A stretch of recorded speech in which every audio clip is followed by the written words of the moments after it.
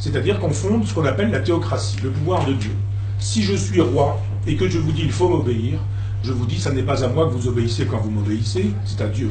Ça veut dire que si vous me désobéissez, c'est à Dieu que vous désobéissez aussi.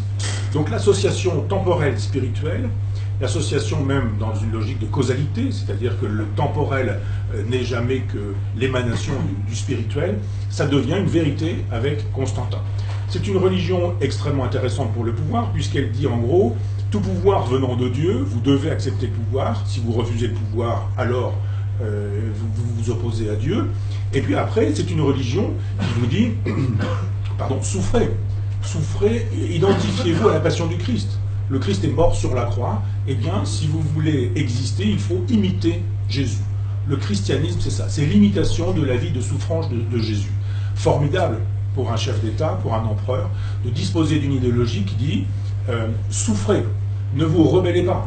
Pas de révolution, pas de rébellion. Si vous souffrez, qu'on vous frappe, qu'on vous maltraite, qu'il y a de l'esclavage, que vous n'êtes pas payé, etc., c'est pour le bien, c'est pour votre propre bien. Vous achetez votre paradis. Donc c'est une religion extraordinaire.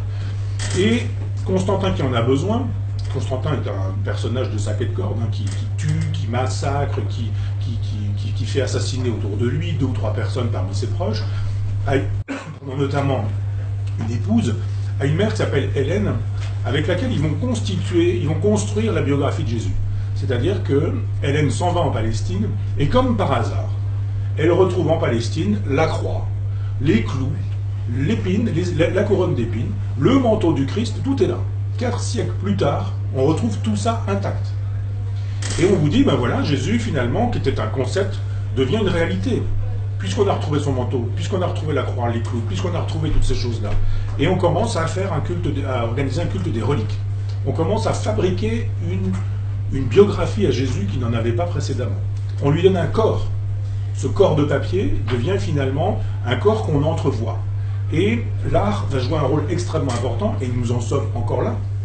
L'art est là pour donner figure à une mythologie. C'est-à-dire que quand vous allez dans une église de campagne, et que vous voyez dans l'église une peinture où on descend Jésus de la croix, par exemple, Jésus, il est blanc, il a les yeux bleus, et il est blond. C'est-à-dire assez peu palestinien.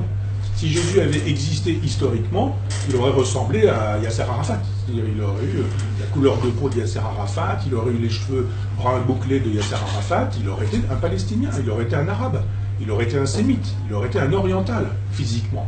Or, le Jésus de la peinture, regardez-le, c'est un grand blond aux yeux bleus, très européen. Et assez peu, probablement, palestinien.